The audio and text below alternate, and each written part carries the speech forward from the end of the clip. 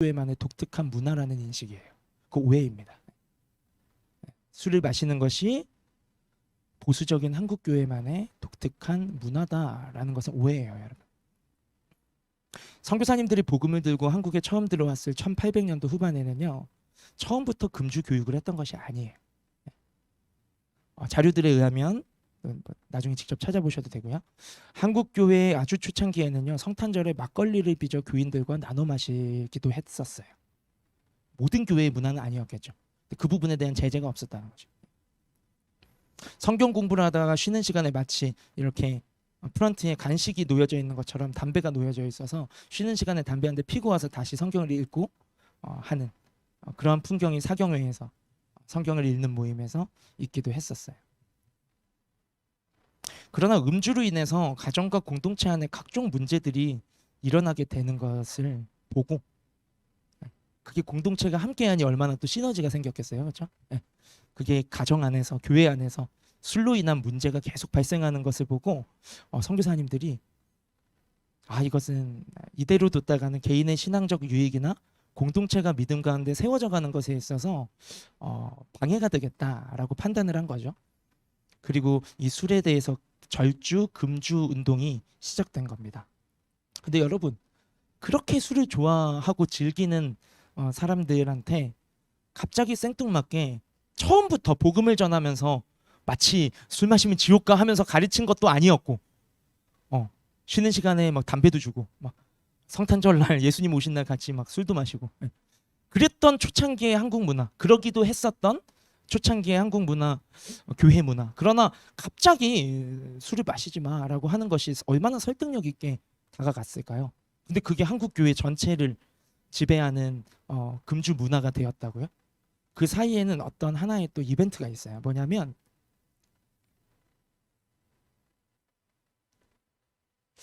이따가 잠시 후에 말씀드릴게요. 근데 이게 한국 교회만의 사례는 아닙니다. 미국에서도 1920년과 30년대 사이에 대공황이 있었던 거 알고 계시죠? 경제적인 큰 파산과 어려움들이 있었어요. 그때 많은 실직자들이 거리로 쏟아지고 무분별한 음주, 이 술에 의존하는 그러한 현상들이 음주 습관이 이제 가정 폭력, 외도, 또 가정 파괴, 그런 문제들로 이어지게 되는 것이 한국의 술 문화가 아니라 미국에서도 그 대공황기에 그런 술로 인한 사회적 문제가 막심했다라는 거예요.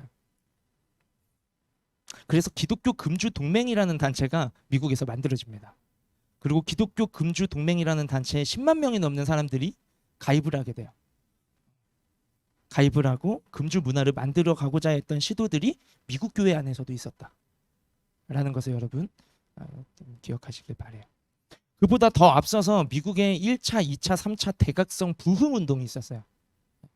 미국 외에도 영국이나 스코틀랜드 같은 곳에 웨일즈 같은 곳에, 영국의 웨일즈 또 스코틀랜드 같은 곳에 부흥 운동이 있었어요. 그건 우리가 무브먼트를 우리가 일으킨 게 아니라 성령이 강력하게 그 민족과 많은 다수가 모인 곳에 임재하셔서 회개하고 예수님을 영접하고, 그게 한두 명이 아니라 그게 민족적으로 굉장히 큰 무리적으로 일어난 걸 우리가 부흥 운동이라고 하죠. 성령님이 하신 강력한 역사입니다. 최근에 에즈베리 부흥 역사처럼. 그런 부흥 운동 때마다 함께 일어났던 것이 금주 운동이었어요. 금주 운동.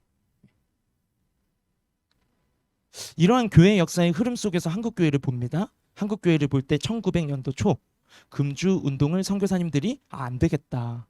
이게 개인의 신앙이나 가정이나 교회 공동체를 망가뜨릴 수 있는 게 이 술이구나 라는 것을 늦게나마, 또 처음부터 그런 것을 한 건 아니지만 1900년대 초반에 인식하고 그렇게 금주를 주창하고 할 때에 한국 교회도 어떤 일이 있었냐면요, 그때와 맞물려 1904년 원산 대부흥운동, 1905년 평양 대부흥운동, 이런 성령이 강력하게 한국 교회 전체에 임하셔서 회개가, 고백이, 죄 고백이 막 일어나고,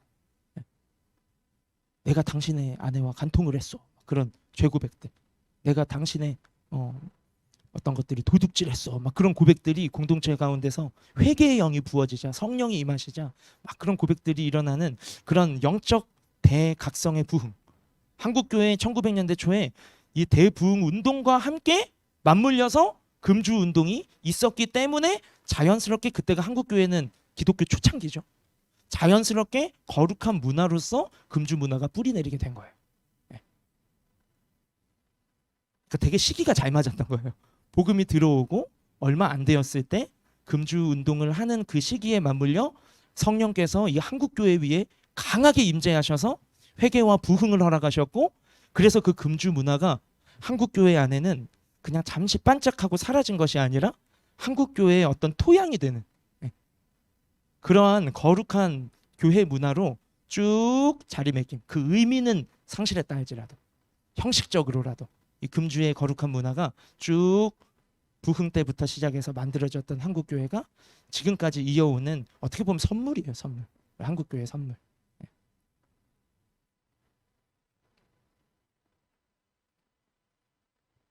단지 선교사님들의 금주 교육 때문이 아니라 이런 부흥 운동과 함께 성령의 강력한 임재 속에 거룩한 문화로서 금주 문화가 한국교회에 자리 잡게 되었다라는 것을 우리가 이해할 수 있는 거죠. 그렇기 때문에 그리스도인의 금주는 한국교회의 독특한 문화라고 생각하시면 안 돼요. 한국교회만의 독특한 현상이라고 보시면 굉장히 편협적인 시각입니다. 이것은 성령 하나님이 강력하게 역사하셨던 세계 곳곳에 회개와 부흥이 임했던 시대마다 장소마다 세상과 구별되어진 거룩한 삶을 결단한 거룩한 성도들이 자원해서 만들어간 삶의 문화였어요.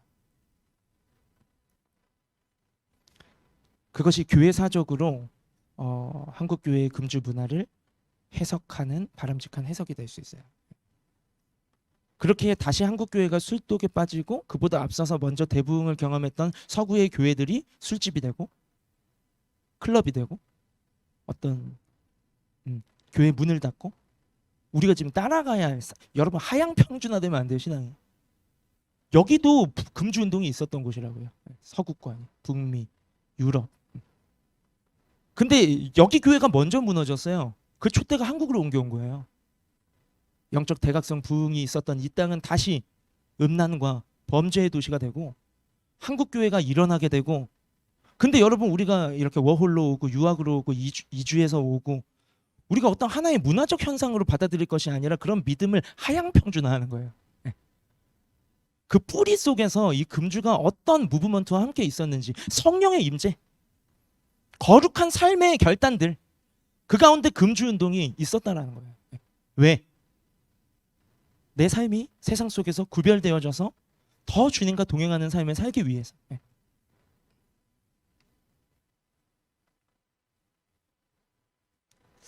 그렇게 한국 교회가 다시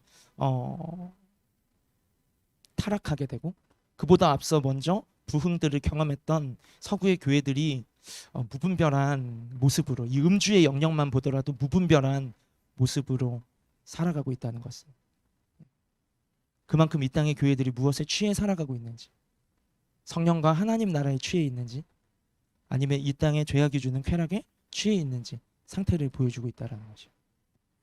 성경으로 들어가 볼게요. 먼저는 고대 근동의 생활 문화를 이해할 필요가 있습니다. 성경에는 포도주가 종종 등장하거든요.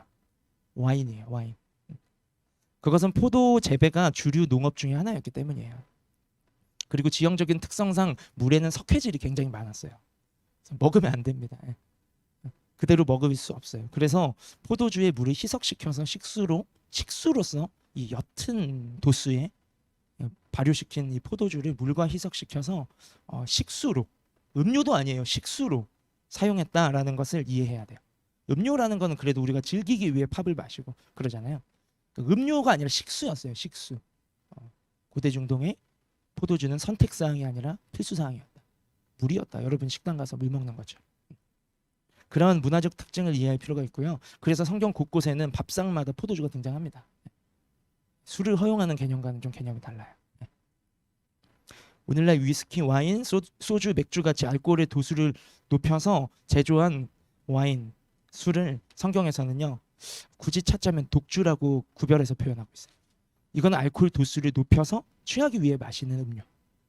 독주라는 표현이 성경에 곳곳에 등장하는데 그것은 금지하는 말씀들과 함께 등장하고 있습니다. 취하기 위한 의도로 마시는 것이기 때문에.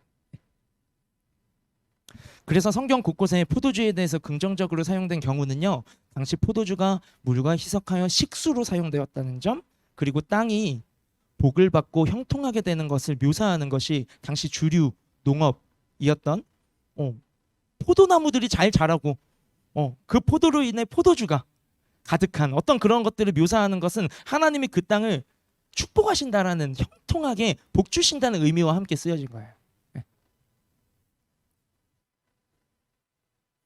그리고 또 예수님께서 성만찬에서 제자들과 함께 포도주를 마신 사건은 십자가에 흘릴 언약의 피를 포도주에 비유하면서 말씀하신 것이고, 오히려 성만찬 이후에 예수님께서는 제자들에게 약속하시고 말씀하세요. 하나님 나라에서 새 것으로 마실 때까지 나는 포도주를 마시지 않겠다라고 말씀하시죠. 그리고 그 말씀에 대한 지키신 행동이기도 하면서 동시에 그렇게만 볼 수는 없지만 십자가에서 그 피가 바짝바짝 말라가고 물과 피를 쏟으시는 주님께 그렇게 포도주를 적셔서 입에 붙여주실 때 예수님 드시지 않으십니다.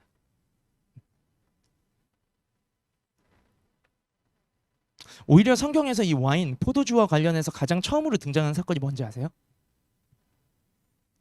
타락했던 노아 시대에 홍수 심판 바로 직후에 노아가 다시 농사를 지으면서 일어났던 무절제로 비롯한 사건이에요. 이게 창세기 9장에 등장하는 와인과 관련된 최초 사건이에요. 얼마나 오랫동안 방주 안에서 정말 마음껏 먹고 마시고 즐기지도 못하고 살았던 노아, 유일한 이 땅의 생존자. 그렇게 배에서 내려서 농사를 짓기 시작하고 다음에 바로 거두지 못했겠죠. 1년, 2년, 3년 지나고 첫 수확으로 거두어들인 그 땅에 농산물로서의 포도, 식수로 만들어야 하지만 이 노아가 좀 무절제했던 것 같아요. 그 엄청난 결핍을 그런 육적인 것으로 풀려고 한 행위였는지도 모르겠죠. 너무 무리하게 포도주를 마시고 취해버렸어요.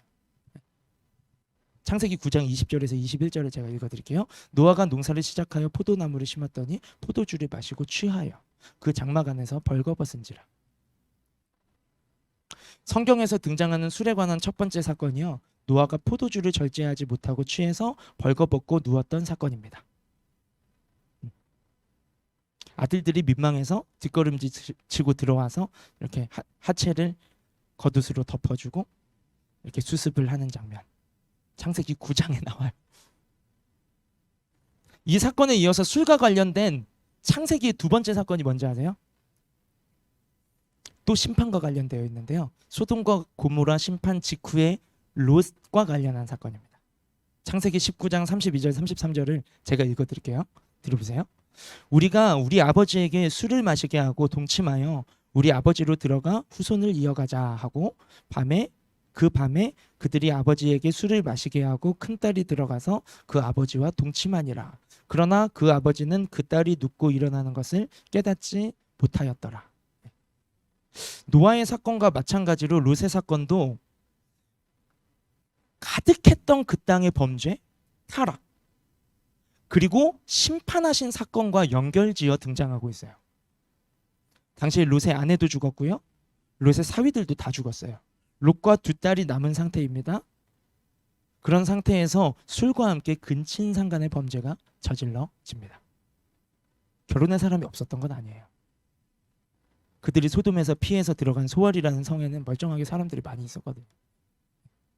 그리고 마음 먹으면 아브라함 삼촌, 롯의 삼촌인 아브라함네 가서 또 새로운 아내를 맞이해도 되잖아요.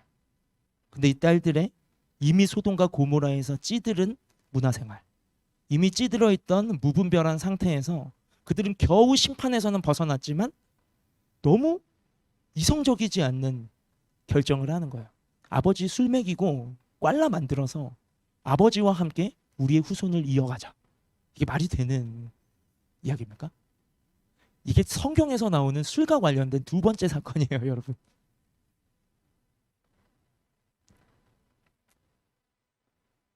두 사건 모두 타락한 세상과 심판을 배경으로 하고 있습니다. 또 술에 취하여 판단력을 잃은 상태를 보여주고 있고, 술 취함으로 파생되어진 추태나 성적인 범죄를 보여주고 있다는 사실에 주목해야 합니다. 이곳은 중동이에요. 고대 이스라엘이에요. 이곳은 식수가 포도주였어요.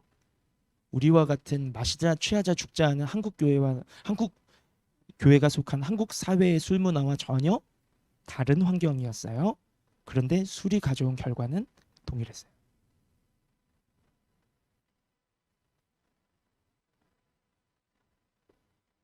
한 케이스만 더 볼게요.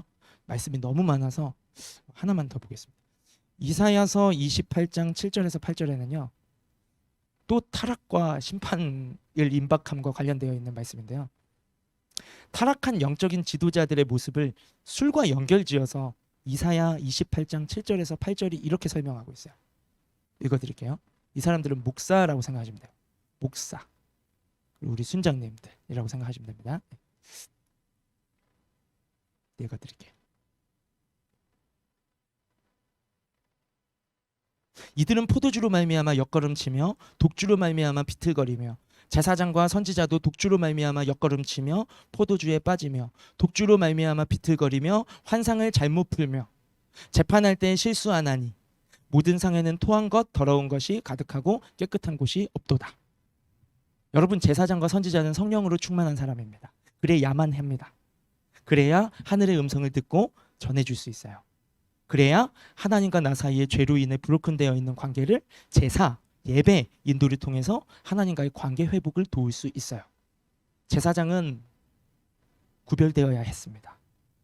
선지자는 구별되어야 했어요. 그러나 타락한 시대에 타락한 제사장과 선지자는 술에 취해서 비틀거리고 옆걸음질 치고 환상을 잘못 풀고 판단을 흐리게 했어요. 재판을 왜곡되게 하고 인간의 말로 대처법을 주고 처세술을 주고 하나님의 말씀을 듣고 대언하지 않았어요. 왜? 하나님과 막혀 있으니까. 성령에 취해 있는 삶이 아니었습니다. 성경 속에 나오는 타락한 목회자와 타락한 제사장 선지자들의 모습이에요.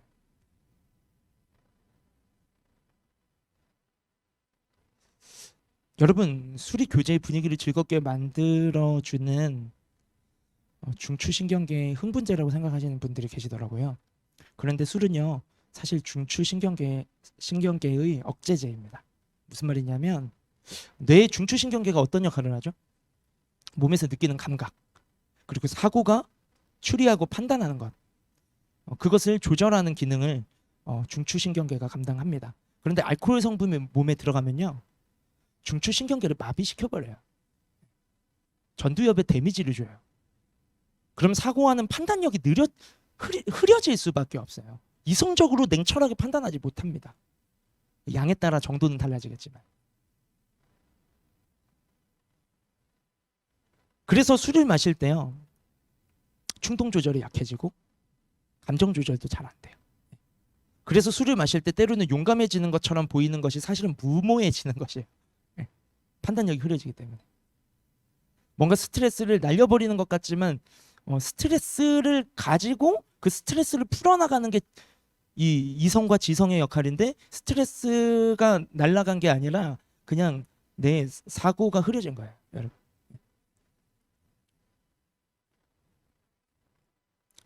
자제력을 잃고 과감하게 행동하기도 합니다. 블랙아웃이 오면 내가 한 행동을 몰라요. 모르기도 해요. 술을 즐기고 음주가 습관이 되면 공격성이 증가해요. 술을 즐기시는 분 가까이에서 한번 잘 살펴보세요. 위드캠 안에는 없겠지만 주위를 보지 마시고 세상 속의 친구들에게 잘 한번 살펴보세요. 공격성이 좀 불쑥 있는 것을 발견하게 돼요. 그리고 도덕성이 저하돼요. 이성적인 판단과 어떤 그런 절제하는 행동들을 해나가는 것보다는 이제 술을 즐기고 또 술에 습관이 되다 보면 도덕성이 저하되는 거죠. 수면장애, 기억장애 같은 어떤 현상들을 가지고 오기도 합니다. 우리는 단순하게요, 술로 교제의 기쁨을 더한다, 취하자고 마시는 게 아니라 분위기, 기쁨, 즐겁게 같이 교제하자고 마시는 거지 뭐. 슬픔을 잠재우자고, 적적한 마음을 달래보자고, 때로는 용기를 얻자고. 우리의 감정과 그런 것들을 조절하기 위해 술을 찾는다고 하지만 사실은요, 우리의 감정과 판단력 조절이 무너지게 되는 거예요. 오늘 본문 에베소서 5장 18절은요, 술 취하지 말라, 이것은 방탕한 것이니 오직 성령으로 충만함을 받으라 라고 말씀하고 계세요. 여기서 취하지 말라라고 명령하시죠. 취하다라는 동사가 나옵니다. 그리고 오직 성령으로 충만함을 받으라라고 또 명령하세요. 여기서 충만하다라는 동사가 나옵니다. 이 취하다와 충만하다는 어근이 같아요. 같은 원어에서 파생된 말입니다. 그 원어가 뭘까요? 지배하다라는 말이에요. 지배하다. 무엇의 지배를 받는가? 오늘 본문 이 한 구절은요, 술의 지배를 받기를 원하는가? 성령의 지배를 받기를 원하는가? 너의 외로움을 술에게 맡길 것인가? 성령에게 맡길 것인가? 너의 스트레스를 술로 인해 해소할 것인가? 성령을 의지하여 해소할 것인가? 너의 즐거움을 술 속에서 찾을 것인가? 성령 안에서 즐거움을 붙잡을 것인가? 무엇의 지배를 받을 것인지 결정해라는 거예요. 결정하라. 술은 많은 양을 마셔야 취하는 것이 아닙니다. 알코올 성분이 몸에 들어가는 자체가 취하는 거예요. 취하다의 기준을 너무나 많이 합리화하고 저마다 다 다른 기준을 가지고 있어요. 누군가는 블랙아웃, 누군가는 비틀거림. 다 달라. 100사람 물어보면 다 다를걸요? 그 왜 다른지 알아요? 그 기준이 뭔지 알아요? 내가 마시고 싶은 만큼이야. 내가 원하는 만큼, 내 기분 좋은 만큼, 내가 정해놓은 기준. 그러나 성경이 어디 우리 저마다 100사람이면 100가지 기준으로 술을 취하지 말라고 말씀하셨습니까? 알코올이 들어가는 것 자체가 취하는 거예요.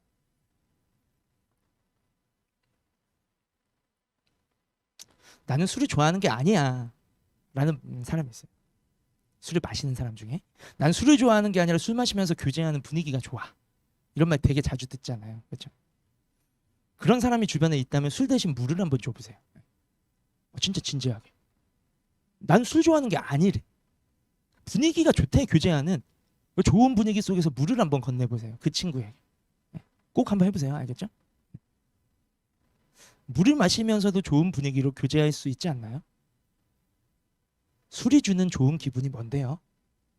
알코올이 적절하게 나의 사고와 감정을 지배할 때 느끼는 분위기를 원하는 거예요. 아닌가요?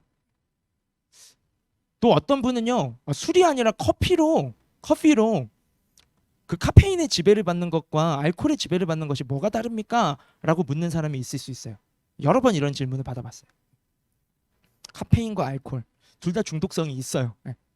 그리고 우리 몸에 마시면 마실수록 좋을 것은 없습니다. 하지만 에스프레소를 진하게 내려 마신다고 해서 차를 운전하고 집에 가는 길에 판단력 부족으로 지나가는 사람을 치진 않아요. 맞죠? 또 커피를 2잔, 3잔 마시면 몸에 좋진 않겠지만 커피를 그렇게 마셨다고 해서 맨정신으로는 도저히 할 수 없는 과감한 행동을 저지르지 않습니다. 하지만 술은 달라요. 한 잔이든 2잔이든 그것이 우리의 사고와 감정을 너무 쉽게 지배하기 때문에 술의 지배력에 반응하는 의존성이 우리의 삶의 패턴을 길들이게 돼요. 마셔봤어야 알지, 이 순진한 사람들. 술을 안 마시는 사람들이니 이 공감이 잘 안 되시나 봐요. 더 중요한 것은요, 내 몸이 술이 나를 일시적으로 지배할 때 느끼는 그 자유감, 기쁨, 만족감, 스트레스의 망각. 스트레스 풀리는 거 아니에요? 스트레스의 망각. 술이 내 사고를 지배하기 때문에.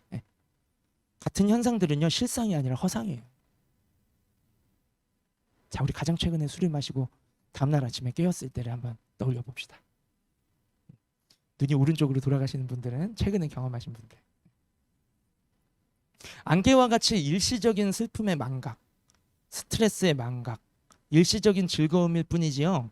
술이 깬 후에는요, 안개가 거친 모습처럼 모든 것이 그대로예요. 여전히 스트레스, 여전히 출근, 여전히 슬픔, 여전히 공허, 여전히 외로움. 우리는 이러한 현실을 일시적으로 도피하기 위해 또다시 그날 저녁에 술집에 가게 되는 것입니다. 경험해봤으니까 말할 수 있는 거겠죠? 아주 오래전. 다른가요? 그래서 술을 또 찾게 되는 거 아니에요? 그러나 성령의 지배를 받는 사람은요, 술이 없어도 술보다 더 확실한 기쁨의 맛을 본 사람들이에요. 술이 없어도 술보다 더 확실한 자유와 만족감과 평안을 느끼며 사는 사람. 성령의 충만이 주는 기쁨과 평강은요, 안개처럼 일시적인 감정 속임수가 아니에요. 나의 인생을 책임지시고 인도하시는 주 예수 그리스도 안에서 누리는 진정한 만족과 평강이에요. 오늘 본문은 술 취하지 말라, 술 취한 것은 방탕한 것이다 라고 분명하게 우리에게 명령하고 있습니다. 술은 우리의 사고와 감정을 지배하고 길들인다고 했어요. 그래서 술을 가까이 할수록요, 자연스럽게 성령의 지배받는 삶으로부터 멀어질 수밖에 없어요. 성령 충만이 주는 열매는 무엇이죠? 순전한 사랑, 기쁨, 화평, 오래 참음. 술 먹고 이런 거 안 나오죠? 오래 참음, 자비, 선을 행함, 주님께 충성하는 것, 온유한 성품. 술 먹고 나오나요? 네. 절제. 이것들은요, 성령을 따르고 성령의 지배를 받는 삶에 맺어지는 열매예요. 술을 즐기는 삶은 성령의 지배를 거스르기 때문에 이와 같은 성령의 열매들을 맺을 수가 없습니다. 우리는 성경에 등장하는 노아 할아버지, 롯, 또 타락한 목사님들, 타락한 선지자들과 제사장들의 음주 사건이요, 방금 몇 구절 살펴보았지만 각각의 시대 속에서 타락한 사회, 타락한 세속 문화, 그리고 도무지 하나님이 내버려 둘 수 없어서 노아 때도 그랬고, 소돔과 고모라도 그랬고, 아수르와 바벨론에게 멸망당하는 이스라엘과 예루살렘에 타락한 지도자의 그 시대에도 그랬고, 하나님이 정말 심판할 수밖에 없는 그러한 상황들 속에서 이 술로 인한, 음주로 인한 사건들이 타락과 심판과 함께 언급되었다라는 사실을요, 우리 성경 역사 속에서 살펴봤어요. 반대로 한국을 포함한 세계 곳곳에서, 영국의 웨일즈에서, 미국에서, 또 평양에서, 또 세계 곳곳에서 성령이 강하게 임재하시고 역사하셨던 회개와 부흥의 시대마다 술을 절제하고 끊는 금주 운동이 있었다는 사실 또한 교회의 역사 속에서 살펴보았습니다. 음주를 즐기는 문화는 세속화되어 가고 있는 사회적 타락과 결을 같이 하는 현상이었고, 성경이 입증하고 있죠. 금주와 절제의 문화는 성령의 역사로 회개와 부흥이 일어나는 시대마다, 지역마다 결을 같이 하는 현상이었다라는 것을 성경의 역사와 교회사가 증명하고 있습니다. 여러분, 우리 그리스도인의 능력은 세상에 물드는 것이 아니에요. 세상에 물들어서 복음의 선한 영향력을 끼쳤다라는 사람을 저는 한 번도 만나본 적이 없어요. 구별됨 없이 세상 속에서 살면서 복음의 선한 영향력을 끼쳤다는 사람을 만나본 적이 없어요. 저는. 세상 속에서 그리스도인이 구별된 삶을 살아가게 될 때 선한 영향력이 되는 거예요. 구약 성경에 구별된 삶을 살아야 했던 특정 부류의 사람들이 있었습니다. 그들은 성령으로 기름 부음 받은 자들이라는 타이틀을 가지고 있는, 직역하면 그리스도라고 불렸던 왕과 제사장과 선지자들이었어요. 구약에는 모든 하나님의 백성들 안에 성령이 계셨던 시대가 아니었습니다. 지금은 예수님을 영접한 모두 안에 성령이 계시지만 구약은 그렇지 않았어요. 단지 기름 부음 받은 자, 그리스도라는 직책을 가지고 있는 제사장과 왕과 선지자, 이 세 부류의 사람들을 포함해서 하나님께 온전히 구별되어 바쳐진 나실인의 삶 속에서 성령께서 임하시고 함께 하셨다라는 것을 보게 됩니다. 그래서 왕과 제사장과 선지자는 성령의 지배를 받으면서 각자에게 맡겨진 역할을 수행해야 했기 때문에 제사장은 제사를 집행하는 그 일을 매일매일 감당하죠. 성막에 들어가서. 그 사역을 하는 제사장은 술을 금했어요.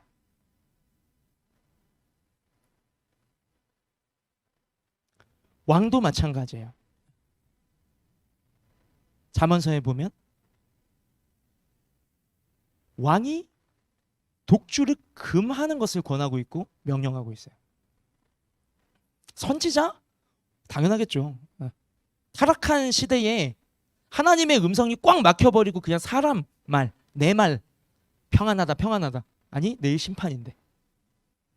그런 상태에 있는 선지자들이 술에 취해 있었다라고 표현하고 있지, 어디 술 맛있게 마시고 술 안에서 영감을 얻어서 하나님의 말씀을 대언했다는 선지자의 이야기를 성경 속에서 발견하신 분은 제보해 주세요. 왕, 제사장, 선지자, 기름 부음 받은 성령이 내주하시는 이 세 부류의 사람들은요, 술을 멀리해야 했습니다.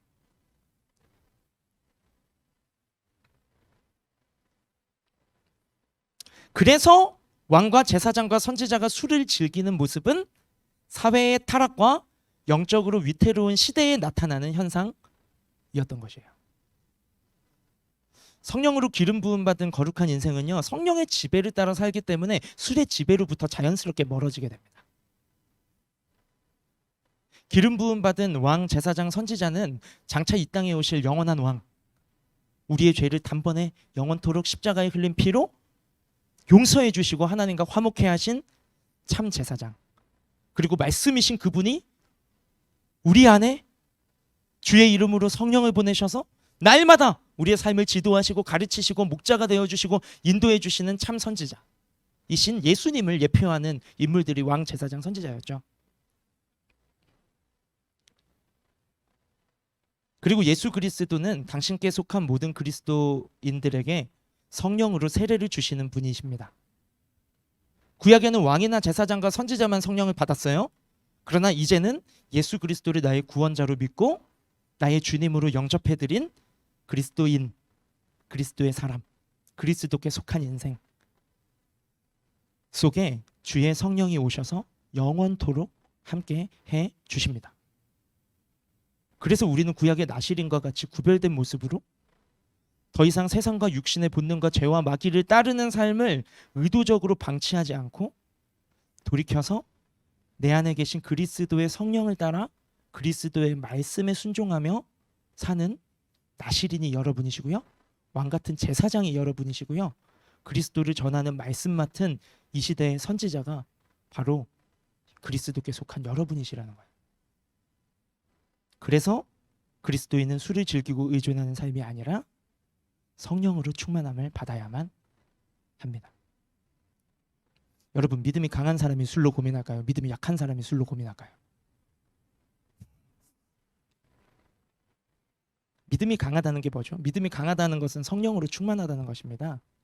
믿음이 약하다는 것은 뭐죠? 믿음이 약할수록 우리는 나 자신을 의지하고 세상을 의지하고 불이라도 그것이 답이라고 여겨지면 불의 앞에 타협하고 하나님을 경외하는 것이 아니라 세상 앞에 근심하고 걱정하고 두려워하며 그냥 내 마음대로 사는 것이 믿음이 약한 거죠. 그러나 믿음에 강해질수록 우리는 그리스도의 말씀의 약속을 붙잡고 그리스도의 성령을 의지하며 성령이 인도하시는 그 인도하심을 날마다 임재를 우리가 누리고 경험하면서 담대한 믿음으로 세상을 살아가게 되겠죠. 그렇게 믿음이 강한 사람, 즉 성령 충만한 사람은 술로 고민할 필요가 없어져요. 왜요? 술이 나에게 기쁨과 만족과 즐거움과 어떤 계약의 성사와 술이 있는 미팅과 함께 그리고 원만한 대인관계를 가져다 주는 것이 아니라는 것을 깨달은 사람들이거든요.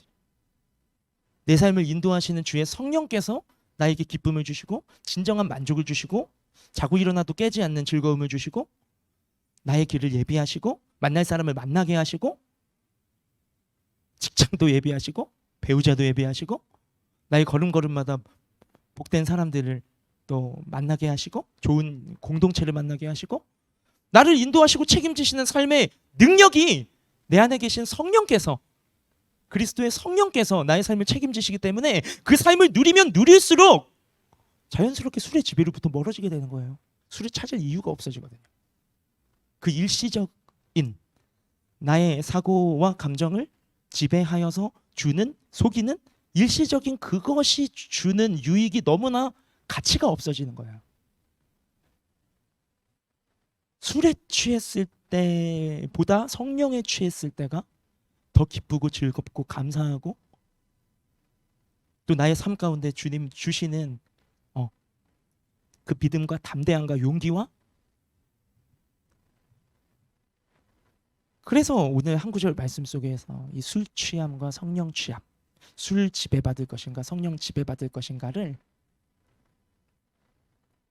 비교하면서 말씀하고 계시는 것이죠.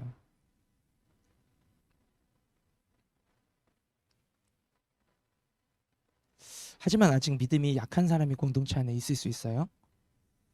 성령의 충만함을 충분하게 경험하지 못한 사람들이겠죠.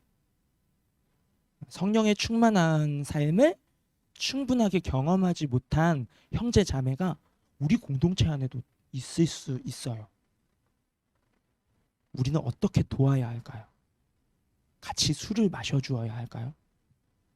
도리어 그런 형제 자매가 있다면요, 정말 우리가 의지할 만한 분이 누구이신지, 우리의 아픔과 삶의 문제들을 이미 알고 계시고 우리가 그 앞으로 나아가기만 하면 위로하시고 또 우리를 그 삶의 문제로부터 건져내 주실 수 있는 구주 예수님께로, 주의 성령이 임재하시는 그 자리로, 은혜의 자리로 이끌어 주어야 돼요.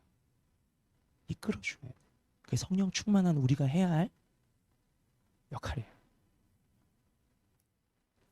성령의 임재를 경험하게 될 때, 주님을 만나 내 삶이 변화되기 시작하는 것을 맛보게 될 때 술은 자연스럽게 멀어지게 되는 거예요.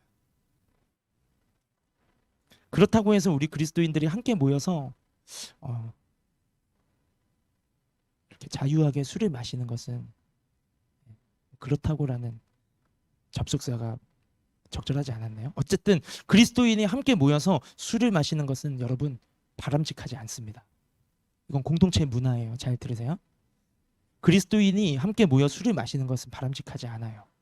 이것은 단지 술로 인해 발생하는 사건 사고를 방지하기 위해서라든지 다른 형제들을 시험에 들지 않게 하기 위해서라는 이유 때문만이 아니에요. 그리스도의 몸된 공동체는 술의 지배가 아니라 성령의 지배를 추구하는 거룩한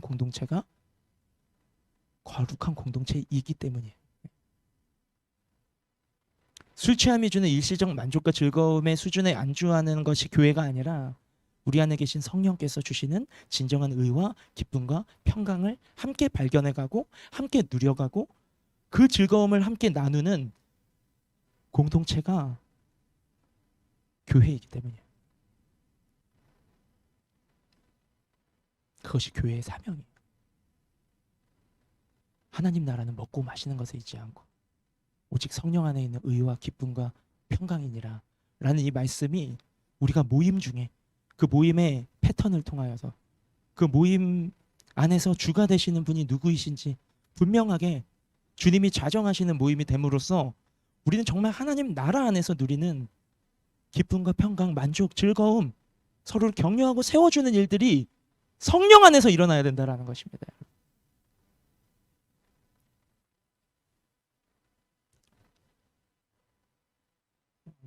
교회 공동체가 만약에 단체로 술을 즐기는 모임이 된다면 그 공동체는 성령 충만과 점점 멀어지게 될 거예요. 팀장, 순장, 리더들이 술을 즐기게 된다면 리더들이 맡은 사역에서 성령의 능력이 나타나지 않을 것이고 성령의 사역이 아니라 육신의 사역이 되어 버리고 말 것입니다. 그리고 이제 막 복음을 듣고 처음 예수님을 만난 초신자들이 담력을 얻어서 성령으로 취해 본 적도 없는 그들이 술 취함에 빠져 살도록 잘못 인도하는 역할이 될 수도 있어요. 예배 가운데 성령의 임재를 경험하는 영적 즐거움보다 예배 후에 치킨과 함께 마시는 맥주가 주는 육적 즐거움에 더 민감하게 반응하는 공동체가 된다면 그 공동체는 머지않아 하늘로부터 흘러내리는 거룩한 기름 부음을 잃어버리게 될 것이고, 술의 영역뿐만 아니라 삶의 모든 영역에 있어서도 세상과 구별됨으로써 그리스도를 증거하는 삶의 모습은 점점 사라져가고, 이 땅을 현실이라고 전부라고 부르면서 죄 앞에 타협하고 세 속에 물드는 삶의 모습으로 믿음의 수준이 후퇴하게 될 것이에요. 제가 이렇게 센 말씀을 오늘 왜 전하냐면, 지금 우리 위드케임 공동체가 굉장히 중요한 기로에 서 있기 때문에. 여러분, 우리 공동체는 진짜 중요한 기로에 서 있어요.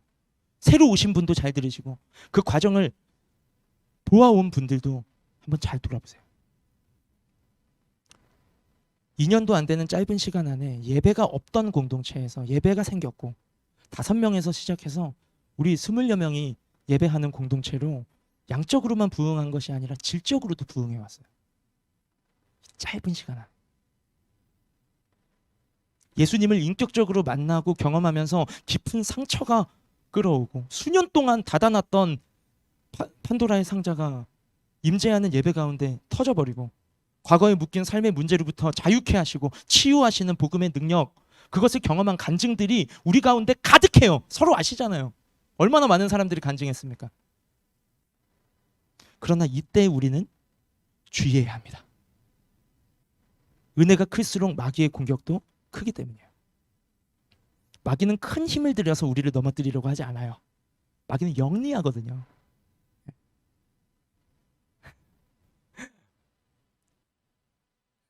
마귀가 요란하게 나 마귀다 하면서 막 무시무시한 화장하고 막 분장해서 다가온다면 아무도 안 속죠. 누가 속아요. 우린 적어도 예수를 믿고 주를 예배하는 그리스도인인데, 예수님의 이름으로 물러가라 하고 고민 없이 물리칠 거예요. 우리 나겸이도 그럴걸요. 예수님의 이름으로 물러가라. 하지만 마귀는 늘 우리의 빈틈을 타고 뒷구멍으로 들어와요.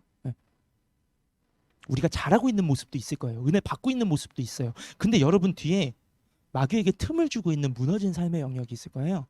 거길로 들어와요, 마귀는. 당연하지. 거길로 들어와요. 때로는 활짝 웃는 모습으로 조바심에 안달하고 있는 나에게 마치 큰 기회가 다가온 것처럼 나의 빈틈을 타고 훅 하고 들어와 버릴 수도 있어요, 여러분. 기회가 아니라 위기인 거예요. 그래서 우리는 알고도 넘어지고 또 모르고도 넘어집니다. 그런 의미에서 이 음주 문화라는 것은요, 여러분, 개인의 신앙과 공동체 신앙을 무너뜨리려고 하는 마귀에게 틈을 열어주고 대놓고 문을 열어주는 통로가 될 수 있다라는 사실을 기억하셔야 돼요. 역사가 증명하잖아. 한국교회와 세계교회의 역사, 성경의 역사. 얄팍한 우리의 경험만 돌아봐도 술과 함께 저지른 크고 작은 실수들만 떠올려봐도 그렇지 않아요.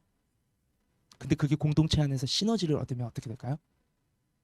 성령의 취함이 소멸되어 가고 술로 취하는 공동체가 된다고 한다면, 정도의 차이를 말씀드리는 것이 아니에요. 무엇에게 나의 운전대를 내어주느냐를 묻고 있는 거예요. 마귀에게 틈을 주는 것이 될 수 있습니다. 바라기는 위드KM이 성령으로 시작하였다가 육체로 마치고 세상과 구별 없는 사교 클럽으로 변질되지 않기를 바라요. 저는 여러분을 섬기다가 언제 떠날 수도 있어요. 그러나 또 다음 사역자가 올 수도 있겠죠. 여러분이 먼저 떠날 수도 있어요. 제가 잘 섬겨드리다가 돌아가는 날 공항으로 바래다 드리겠죠. 네. 어찌되었건 세월이 흐르면서 우리가 더욱 성령에 민감하고 주의 뜻에 반응하는, 성령이 주는 기쁨과 만족에 충만한 삶과 공동체로 세워져야지, 성령으로 시작했다가 이렇게 부흥하고 사람들 많아졌는데 그 안에서 사건 사고 다 터지고 술과 함께 사건들이 막 터지고 그러면서 마귀에게 틈을 열어줘서 공동체가 완전 도미노처럼 무너져 버리는 현상을 여러분 겪고 나서 후회하지 맙시다. 겪고 나서 후회하지 맙시다. 겪어본 역사들 앞에서 똑똑하게 결단했으면 좋겠어요. 성경의 역사를 살펴봤고 한국교회사와 세계교회사를 잠시지만 이 술과 관련해서 우리가 살펴봤잖아요. 사람만 많아지는 공동체가 아니라 한 사람 한 사람의 예배가 살아나고 성령으로 충만하여져서 그리스도를 닮아가는 성령의 열매를 맺어가고 무너진 삶의 영역이 주님의 말씀으로 다시 세워지고 세상이 줄 수 없는 기쁨과 세상이 줄 수 없는 만족과 치유와 변화들을 날마다 성령의 지배 안에서 경험하는 성령 충만한 삶이 되시기를 소망합니다. 육신을 따르던 옛사람을 벗고 그리스도로 옷 입은 새 부대가 되신 위드KM 여러분, 새 부대에는 새 포도주를 담아야 하지 않을까요? 알코올이라는 옛술은 이제 벗어버리고요. 성령이라는 새 술에 취하는 우리 위드KM 예배와 우리 그리스도인들의 여러분 모두의 삶이 되시기를 예수님의 이름으로 축복합니다.